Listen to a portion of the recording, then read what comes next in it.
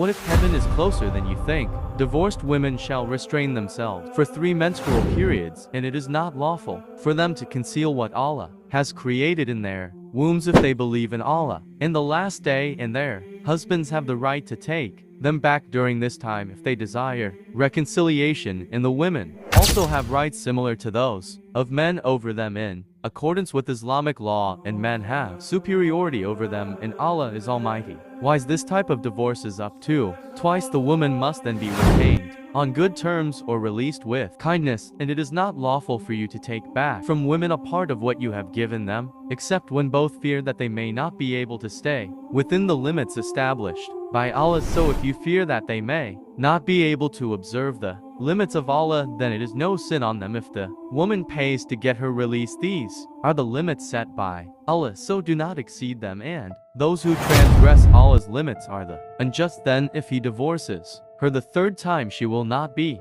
lawful to him until she has stayed with another husband. Then if the other husband divorces her, it is no sin for these two to reunite if they consider that they can keep the limits of Allah established. These are the limits set by Allah, which he explains for people of intellect. And when you have divorced women and their term reaches its end, either retain them on good terms within the period or release them with kindness, and do not retain them in order to hurt them, hence transgressing the limits, and he who does so harms only himself. And do not make the signs of Allah the objects of ridicule, and remember Allah's favor that is bestowed upon you, and that he has sent down to you the book and wisdom for your guidance. Keep fearing Allah, and know well that Allah knows everything. The tradition of the Holy Prophet Sunnah and Hadith are called wisdom, and when you have divorced women and they complete their waiting period, then guardians of such women, do not prevent them from marrying their husbands if they agree between themselves in accordance with Islamic law. This lesson is for